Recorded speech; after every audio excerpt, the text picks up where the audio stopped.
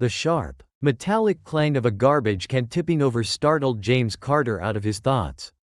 He tightened his grip on the bundle of newspapers under his arm, his breath forming small clouds in the icy Chicago dawn. The streets were a patchwork of faded asphalt and broken glass, lined with boarded-up storefronts and the occasional flicker of a dim streetlight. The air smelled of gasoline and yesterday's despair. James, only 12 but hardened by the weight of life's responsibilities, maneuvered his bike around a pothole the size of a basketball. His eyes flicked instinctively toward the shadows of an alleyway, where the outline of a man in a hooded jacket lingered too long. "Keep moving," he whispered to himself. He wasn't scared, at least. Not in a way that showed, but he couldn't afford to slow down. The newspapers weren't just a job, they were lifelines. Every dollar he earned delivering them went toward groceries, rent, and the medication his father desperately needed.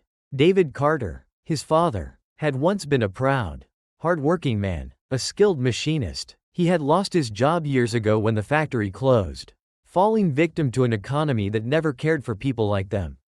Now he spent his days confined to their tiny, crumbling apartment, his lungs ravaged by years of breathing industrial dust. As James rounded the corner to the wealthier side of town, the contrast was jarring. Neatly trimmed hedges and sprawling lawns surrounded homes that seemed to gleam even in the faint light of dawn. He stopped in front of a particularly grand house, a mansion. Really, where the marble steps seemed to taunt him. James placed the newspaper gently on the doormat, his reflection briefly visible in the glossy black door. Suddenly, the door swung open. A pale-skinned man in a silk robe appeared, squinting at James like he was an alien dropped into his world. "You're late," the man snapped, shoving a few coins into James's hand before slamming the door shut. The coins clinked together, a measly tip for a boy who had pedaled miles in freezing cold. James clenched his fist around them, the sting of humiliation simmering just below the surface. "Guess that's what I'm worth here," he muttered, pedaling away. It was while crossing the busy intersection near Fulton Avenue that James first saw Ethan Hayes. The boy, no older than 10, darted across the street chasing a soccer ball, oblivious to the car careening toward him. "Watch out," James shouted, his voice slicing through the morning air. Without thinking, he dropped his bike and sprinted into the road.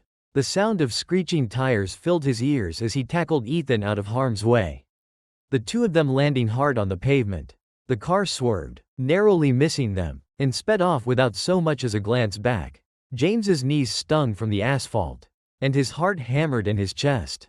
But he forced himself upright. Ethan lay beside him, wide-eyed and shaking. "You okay?" James asked, brushing the dirt off his own jacket. Ethan nodded mutely, his freckled face pale. From behind them, a woman screamed. "Ethan!" James turned to see a frantic woman running toward them, her designer coat flapping in the wind. She knelt beside Ethan, checking him over, before her eyes landed on James. "You saved him," she whispered, tears streaming down her face. Before James could respond, a sleek black car pulled up to the curb. A man in an expensive suit stepped out, his presence commanding immediate attention. Robert Hayes, Ethan's father, scanned the scene, his face a mixture of relief and confusion. "Are you the one who saved my son?" Hayes asked, his voice clipped yet measured. "Yes, sir," James replied, keeping his tone polite despite the undercurrent of tension. Hayes studied James, his gaze lingering on the boy's worn jacket and scuffed shoes. There was gratitude in his expression, but also something else, curiosity, maybe even unease. "You're a brave kid," Hayes said after a pause. "What's your name?" "James Carter." "Well, James Carter," Hayes began, reaching into his wallet. He pulled out a crisp $100 bill and held it out. "This is for you. Thank you for what you did." James hesitated, his pride warring with the practicality of his situation. But in the end, he shook his head. "I don't need your money," he said quietly. Hayes raised an eyebrow, clearly unused to being refused. "Then what do you need?" James glanced back toward his neighborhood, where dilapidated buildings loomed like silent witnesses to years of neglect. He thought of the crowded clinic where his father had waited hours last week, only to be turned away because they lacked proper equipment. "A hospital," James said finally. "We need a hospital where I live." The weight of those words hung heavy in the air. Hayes stared at James, his expression unreadable. For a moment, It seemed like he might laugh, dismissing the boy's audacious request. But something in James's unwavering gaze stopped him. Back at home, James recounted the incident to his father, who listened from the worn recliner that had become his constant companion. "You think he'll actually help?" David asked, his voice raspy and tired. "I don't know," James admitted, "but I had to try." The next morning, James found a sleek black car parked outside their building. Robert Hayes stepped out, looking distinctly out of place in the crumbling neighborhood. As neighbors peeked from behind curtains, whispers spread like wildfire. "What's he doing here? Does he own the building?" When Hayes approached their door, James felt a mix of hope and dread. "I've been thinking about what you said," Hayes began. "Building a hospital isn't exactly simple. But I want to help. Let's talk." And so began an uneasy partnership between two worlds that had never before collided.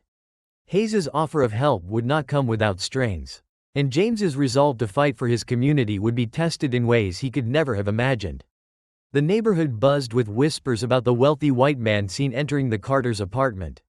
Some speculated he was a landlord, others feared he was a government official bringing bad news. Few believed he was there to help. Inside the cramped living room, Robert Hayes sat uncomfortably on a threadbare couch. The surroundings seemed foreign to him, the peeling wallpaper, the faint smell of mildew, and the worn-out furniture spoke volumes about the hardships James and his father endured daily. "I've spoken to some people," Hayes began, his tone clipped and businesslike.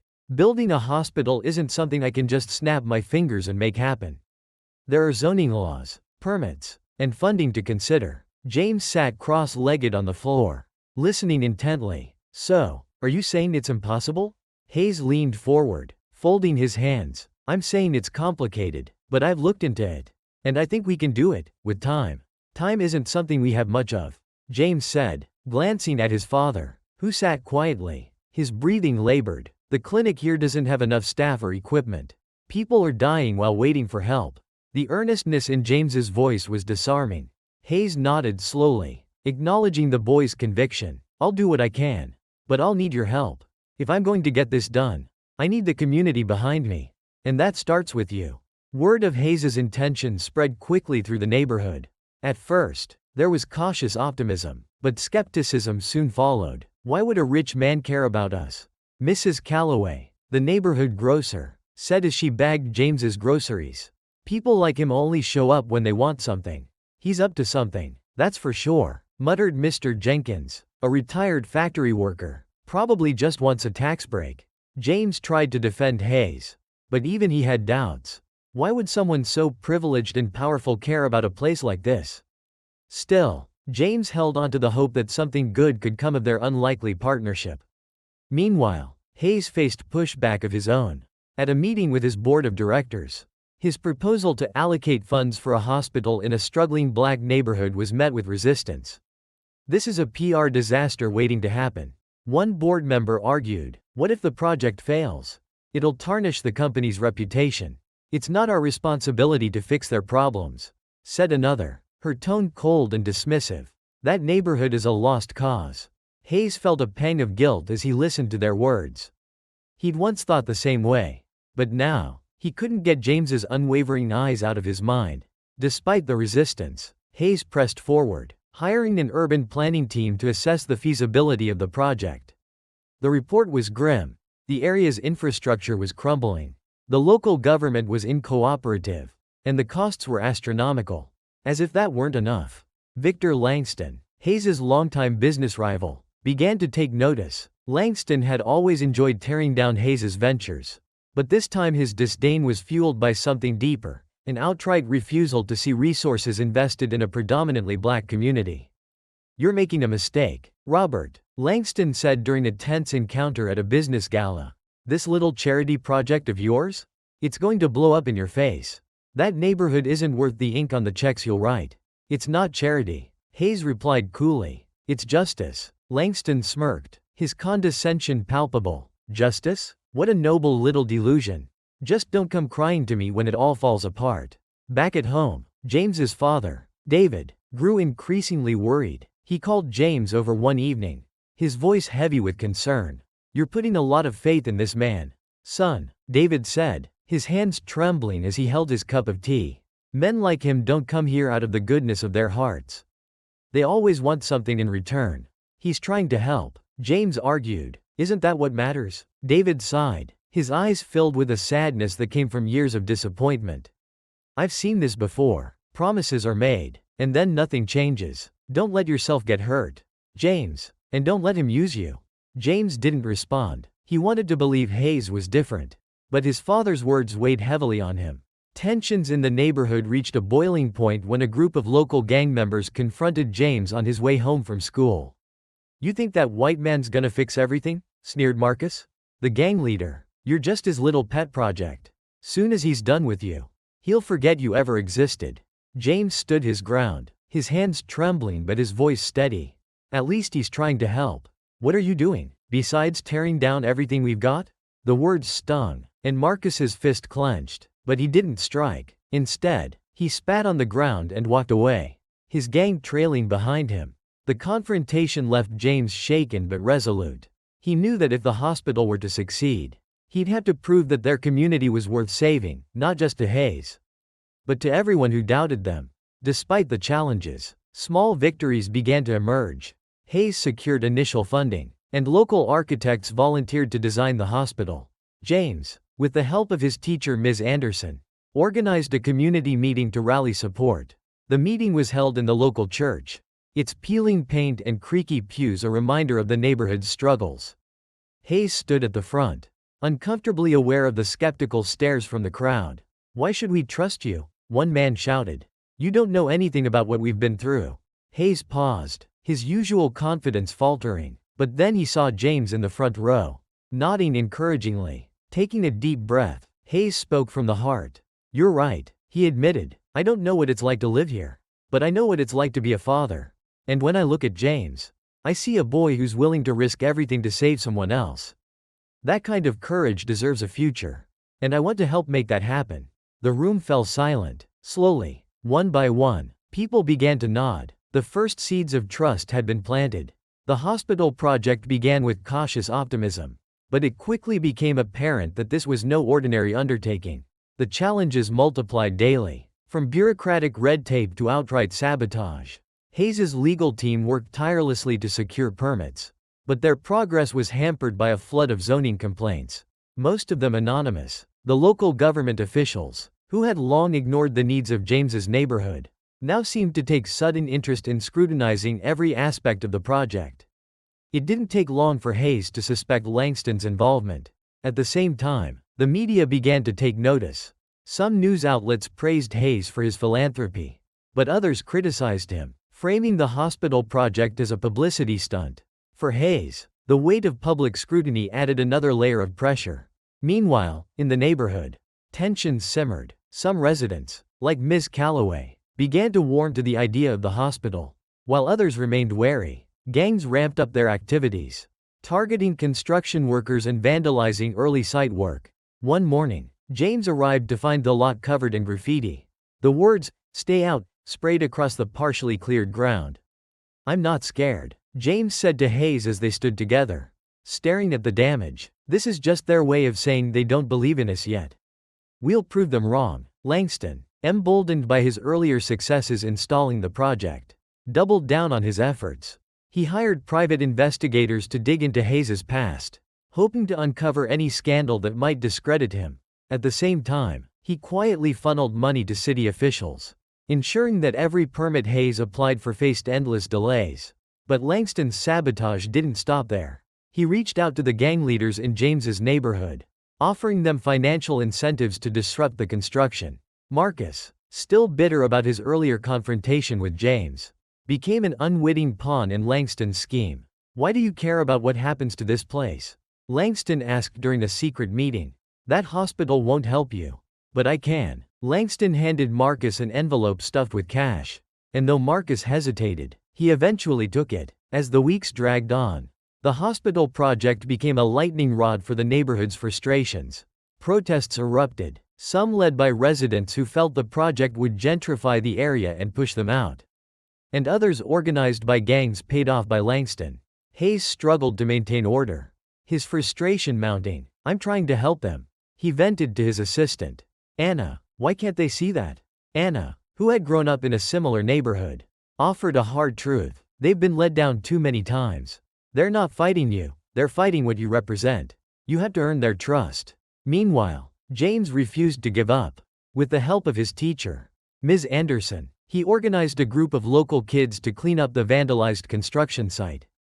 They painted over the graffiti and planted flowers along the fence line. A small but hopeful act of defiance against the forces working against them. Tensions between James and Hayes began to surface as the strain of the project took its toll. During a particularly heated meeting with city officials, Hayes lost his temper, accusing them of deliberate obstruction. They're just stalling because they don't want this hospital here, Hayes shouted. James, sitting quietly in the corner, finally spoke up. Yelling at them won't fix anything. Hayes turned to him, his frustration evident. Do you have any idea how much I'm risking for this? You think this is easy? James's voice was calm but firm. No, I don't think it's easy. But giving up isn't an option. The room fell silent. Hayes sighed, running a hand through his hair. You're right, he admitted. I didn't realize how hard this would be. Despite the mounting obstacles, the first major breakthrough came when Hayes secured the support of Dr. Angela Harper, a respected black physician with ties to the neighborhood. Dr. Harper had grown up in a nearby community and understood the challenges the residents faced. Her presence brought legitimacy to the project, and her impassioned speech at a town hall meeting swayed many skeptics. We're not just building a hospital, Dr. Harper said, her voice resonating through the church. We're building a future, a place where every child, every parent, every grandparent can feel safe and cared for. But we can't do it without your support. The crowd erupted into applause. And for the first time, Hayes saw a glimmer of hope. Langston, infuriated by the project's progress, launched his most aggressive attack yet. He bribed a corrupt inspector to declare the construction site unsafe, halting all work indefinitely. The announcement sent shockwaves through the community, and the media quickly picked up the story, framing the project as doomed. Hayes was livid. This is Langston, he said to Anna. I know it is. He's pulling the strings, but proving it was another matter entirely. Without concrete evidence, Hayes's hands were tied. James, refusing to let Langston's tactics derail their progress, took matters into his own hands. He organized a peaceful march through the neighborhood, drawing attention to the hospital's importance. The march, led by James and supported by Dr. Harper and Ms. Anderson, drew hundreds of residents. They carried signs reading, "Health is a right," and "Our lives matter." The media coverage was overwhelmingly positive, painting a stark contrast to the negativity surrounding Langston's smear campaign. Hayes watched from the sidelines, humbled by James's determination. For the first time, he realized that the boy wasn't just fighting for a hospital, he was fighting for hope, for dignity, for a chance at a better future. In a surprising turn of events, one of Langston's former employees came forward with incriminating evidence.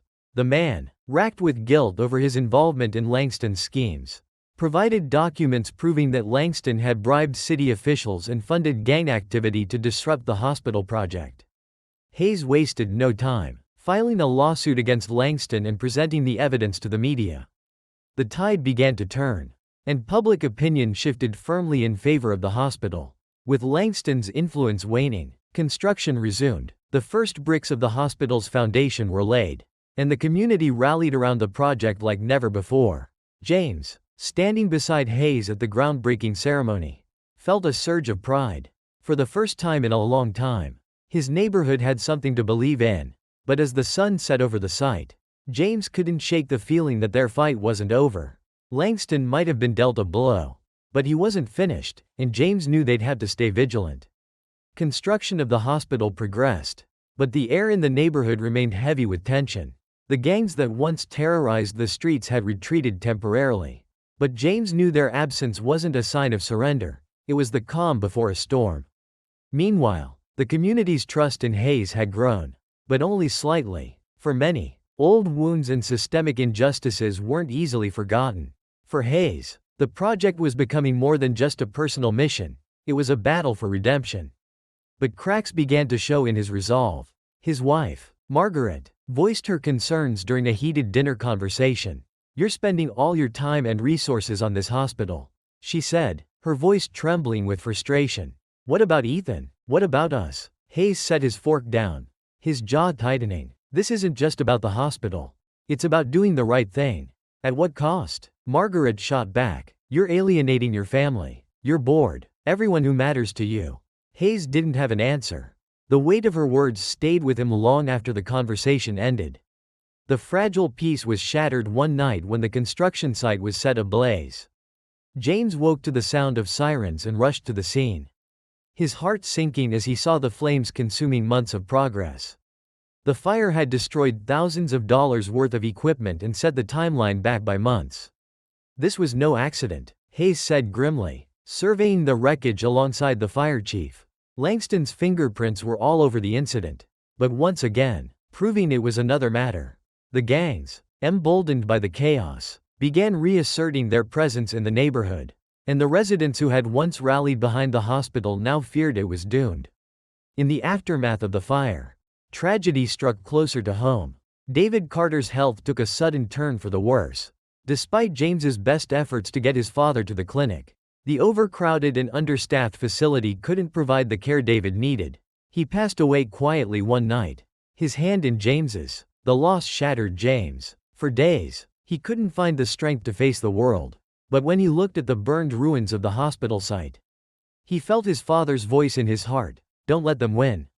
Keep fighting. Fueled by grief and determination, James threw himself back into the fight, vowing that no one else in his community would suffer the way his father had. Hayes, too, was struggling. His board of directors demanded he cut his losses, arguing that the hospital had become a liability. His investors were pulling out, and even Margaret had taken Ethan and moved to her parents' house, leaving Hayes to grapple with his decisions alone. Langston, sensing an opportunity, paid Hayes a visit. Walk away now, and I'll make this all go away, Langston said, his smirk infuriatingly confident. No more fires, no more delays, just admit you've lost. Hayes's fists clenched, but Langston's words hit a nerve. The thought of giving up, of returning to his comfortable life, was tempting, but when Hayes thought of James, of his unshakable resolve, his unwavering belief that change was possible, he found his answer.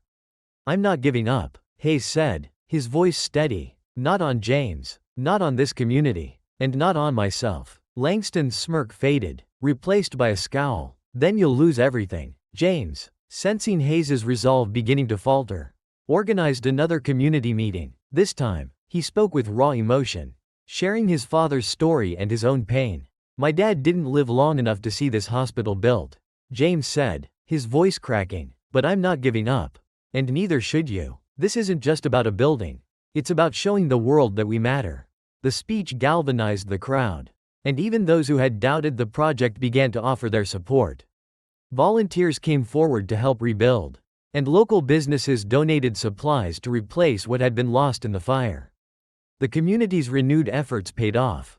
Slowly but surely, construction resumed, and the hospital began to take shape once again. Even as Langston continued his attempts to derail the project, his influence waned in the face of the neighborhood's growing solidarity. Meanwhile, Hayes began to mend his relationship with his family.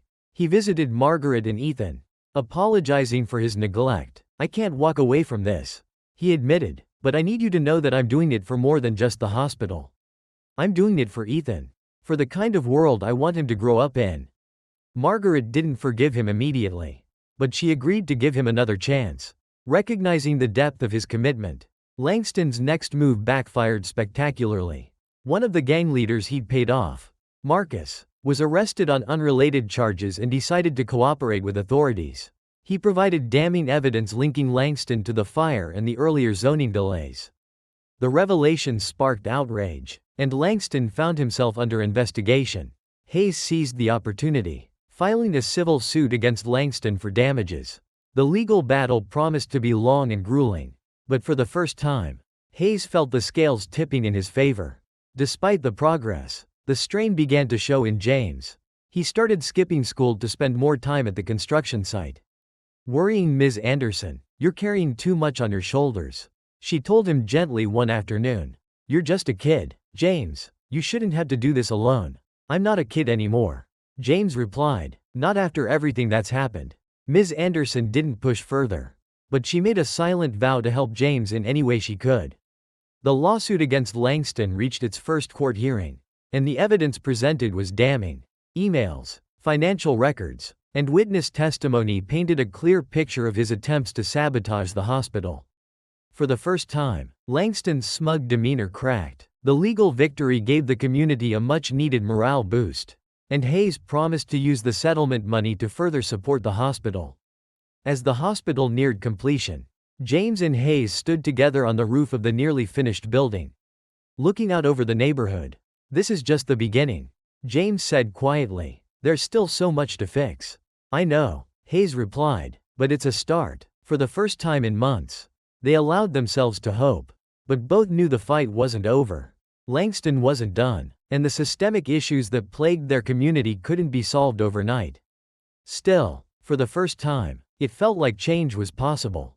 The courtroom was packed, a mix of reporters, community members, and onlookers curious about the high-stakes legal battle between Robert Hayes and Victor Langston.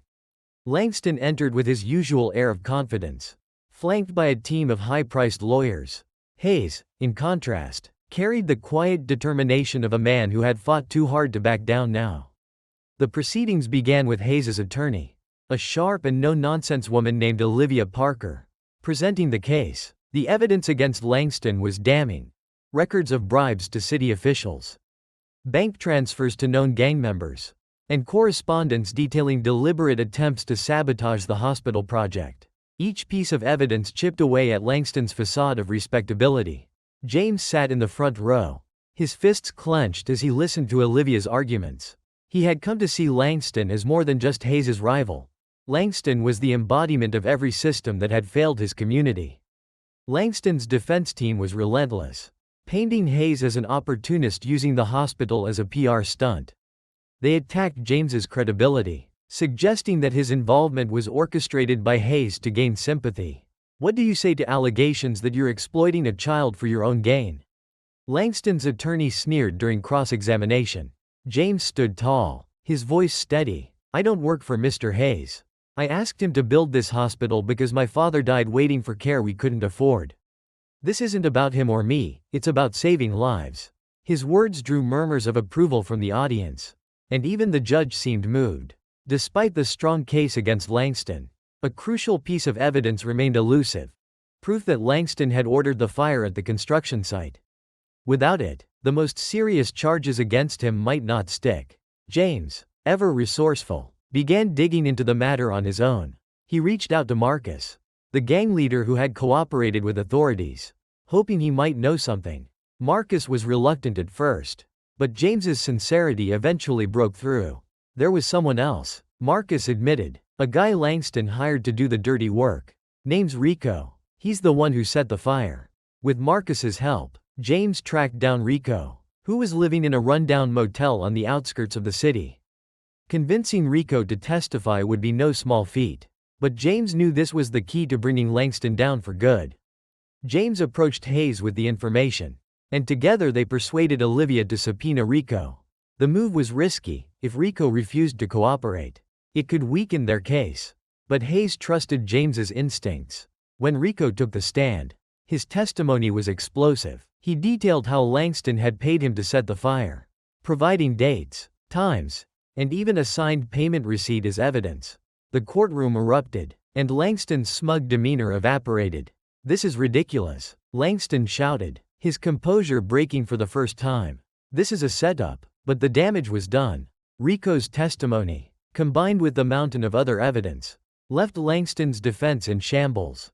Outside the courtroom, the atmosphere was electric. The community, which had once been divided over the hospital project, now stood firmly behind it. James's courage in finding Rico and Hayes's relentless pursuit of justice had inspired a newfound sense of unity. Dr. Harper, who had been quietly organizing behind the scenes, announced plans for the hospital's grand opening, which was now just weeks away. Local artists painted murals on the construction site fences, depicting scenes of hope and resilience. For the first time, James felt the weight on his shoulders begin to lift. The hospital was no longer just his fight, it was everyone's. The verdict came swiftly. Langston was found guilty of multiple charges, including arson, bribery, and conspiracy to obstruct justice. The judge's stern words echoed through the courtroom. Mr. Langston, your actions were not only illegal but morally reprehensible. You sought to exploit and destroy a community already struggling to survive.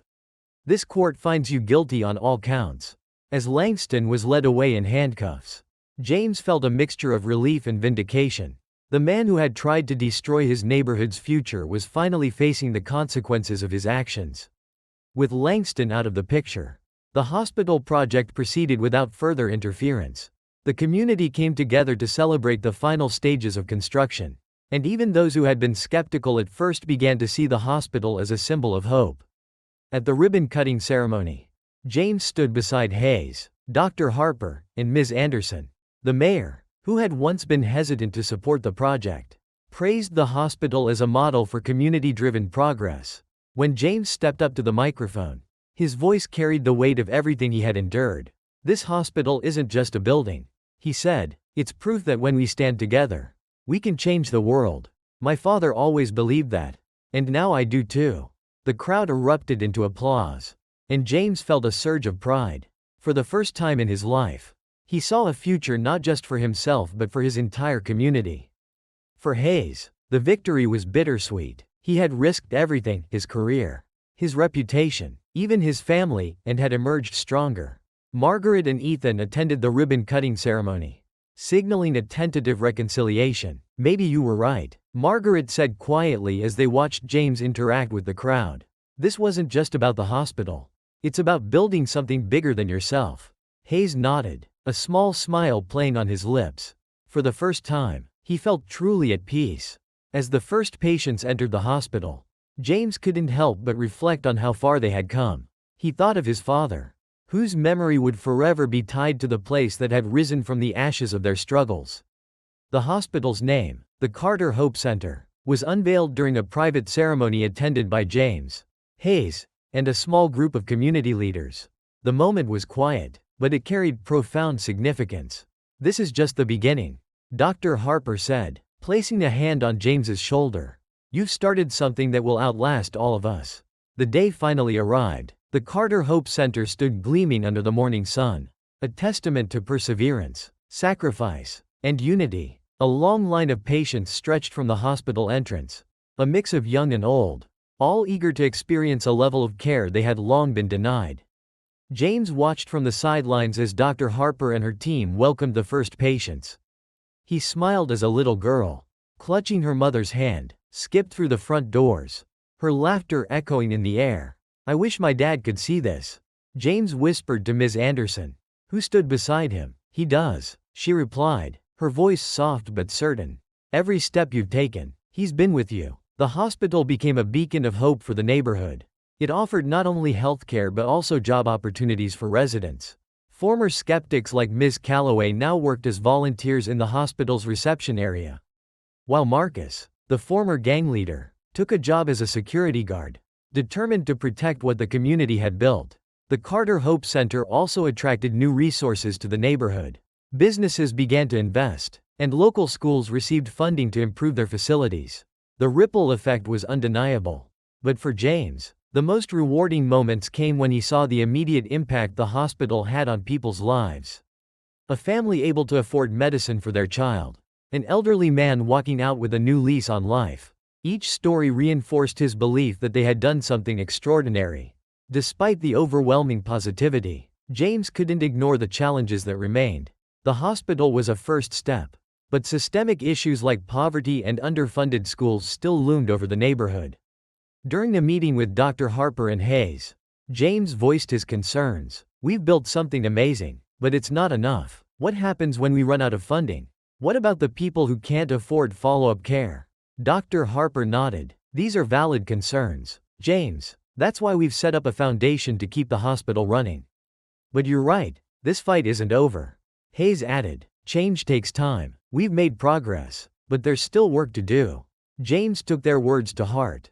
He resolved to keep pushing, not just for the hospital but for everything his community needed to thrive. The success of the hospital strengthened the bond between Hayes and James. Their once uneasy partnership had grown into a genuine friendship, built on mutual respect and a shared vision for the future.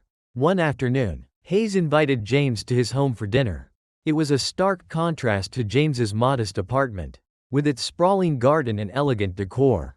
But instead of feeling out of place, James felt a sense of pride. He had earned his seat at this table. As they ate, Ethan asked James about the hospital. "Is it scary being in charge of something so big?" James laughed. "I'm not in charge. I just help where I can." Ethan frowned thoughtfully. "But you started it. That's pretty cool." Hayes smiled. Watching the exchange, he realized that James had not only changed the neighborhood, he had changed him and his family as well. Just as things seemed to settle, a new challenge emerged. The hospital's success had drawn attention, and not all of it was positive. A powerful real estate developer began buying up property around the neighborhood, with plans to build luxury apartments. The community feared gentrification, worried that rising property values would push out longtime residents. Protests erupted, with James once again finding himself at the center of the fight. Hayes confronted the developer during a heated meeting. "You're destroying everything we've built," he said. The developer smirked. "I'm improving the neighborhood. Isn't that what you wanted?" The battle against gentrification tested James and Hayes in new ways. They had to balance their desire for progress with their commitment to preserving the community's identity. To counter the threat, James and Hayes turned to unexpected allies. They partnered with local activists and legal experts to challenge the developer's plans. Ms. Anderson played a key role, organizing petitions and rallies to raise awareness. The fight was exhausting, but it brought the community even closer together. People who had once been divided now worked side by side, united by a common goal. Sometimes it feels like we're taking one step forward and two steps back, James admitted to Hayes during a late-night strategy session. "That's the nature of change," Hayes replied, "but every step forward matters." The battle against the developer culminated in another courtroom showdown.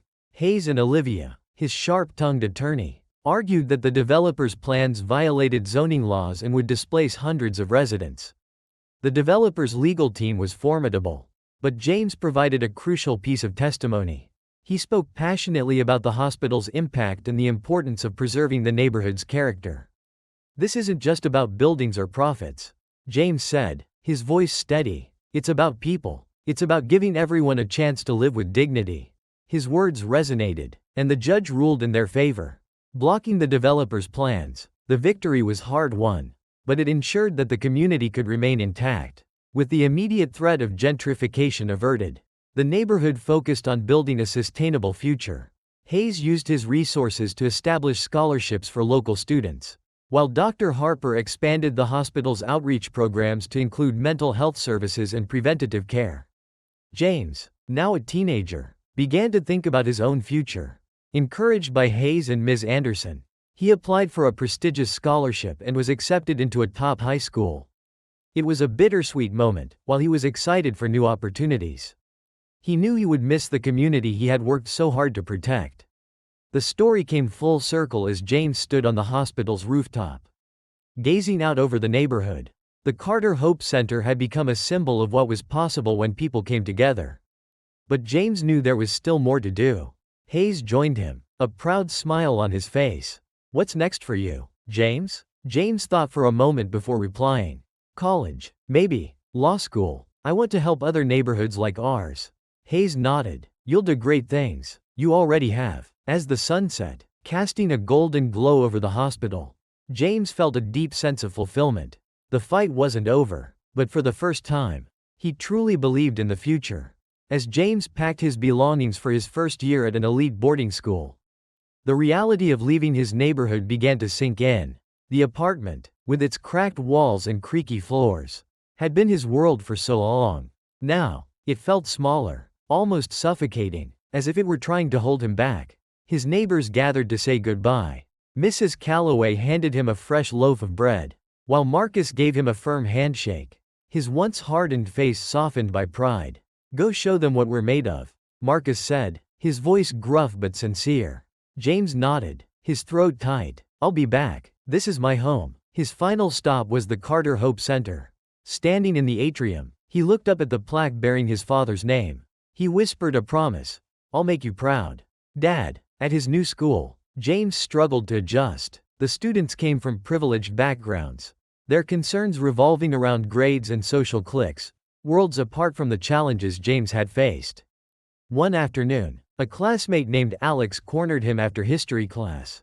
"You're the kid who helped build that hospital, right?" Alex asked. James hesitated, unsure if the question was genuine or mocking. "Yeah, I guess. That's cool," Alex said, surprising James. "You should come to the student council meeting. We need someone who actually cares about more than just homecoming decorations." James chuckled, and for the first time, he felt like he might belong in this new world. Back in the neighborhood, challenges persisted. The Carter Hope Center faced funding shortages as government grants fell through, and an outbreak of violence threatened to undo the progress the community had made. Hayes, now a full-time advocate for social reform, called James one evening to update him. "We need your voice, James," Hayes said. "People listen to you." James felt the weight of Hayes's words but also his trust. He promised to return during his school breaks to help rally support and ensure the hospital's survival. During his winter break, James helped organize a fundraiser for the Carter Hope Center. Using his school's network, he convinced wealthy donors to attend, sharing stories of the lives the hospital had saved and the struggles it still faced. Standing on stage, James delivered a speech that left the room silent. "This isn't just a hospital," he said. "It's proof that when we invest in people, not profits, we create something that lasts. My father didn't live to see this place open, but because of it, others don't have to lose their loved ones like I did." The fundraiser exceeded its goals, providing much-needed funds for the hospital and cementing James's reputation as a powerful advocate for change. Inspired by the Carter Hope Center's success, Hayes began expanding his efforts. He partnered with other philanthropists to fund similar projects in underserved neighborhoods across the country. His transformation was complete. The man who once measured success in profits now found fulfillment and purpose. During one of their meetings, Hayes shared his vision with James. "I want to do this everywhere," Hayes said, "but I'll need help. Someday, I hope you'll join me." James smiled. "Someday, I will. But first, I need to finish school. I want to do this the right way." Just as it seemed the neighborhood had turned a corner, a scandal erupted. A local politician who had supported the hospital project was exposed for embezzling funds, some of which had been earmarked for the Carter Hope Center. The revelation threatened to undermine the hospital's reputation and jeopardize future funding. James, though miles away at school, sprang into action. He worked with Hayes and Dr. Harper to issue a public statement, distancing the hospital from the corrupt official and emphasizing its transparency. The crisis passed, but it served as a reminder that the fight for justice was never truly over. Years after Langston's conviction, new evidence came to light about his past. A former associate revealed that Langston's hostility toward the hospital had been fueled by personal trauma, a childhood spent in poverty that he had desperately tried to erase from his identity. James struggled with this revelation. While it didn't excuse Langston's actions, it humanized him in a way James hadn't expected. "People aren't born villains," Hayes said when James brought it up. "Sometimes, they're just broken in ways we can't see." The conversation deepened James's understanding of justice, reminding him that true change required not just punishment but compassion and healing. On the 5th anniversary of the Carter Hope Center's opening, James returned to the neighborhood for a celebration. The hospital had not only survived but thrived, expanding its services and becoming a model for similar projects nationwide. During the event, Dr. Harper announced a scholarship program in James's name, dedicated to supporting local students pursuing careers in medicine or social work. James, now a college student, felt overwhelmed. "I don't deserve this," he said quietly to Hayes. "Yes, you do," Hayes replied. "This wouldn't exist without you." As James prepared to leave for law school, he reflected on how far they had come. The hospital, the neighborhood, even Hayes, all had been transformed by their shared journey. Before leaving, James visited his father's grave. Kneeling beside the headstone, he placed a small plaque inscribed with the words, "Hope lives here." "I miss you, Dad," James said softly, "but I know you'd be proud." The story ends with James addressing a crowd at his college graduation. He speaks of justice, hope, and the power of communities to change the world when they come together. "This isn't the end," he says, "it's just the beginning." As the crowd erupts into applause, The camera pans out, revealing the world slowly but surely becoming better because of people like James, and because of the hope they refused to let go.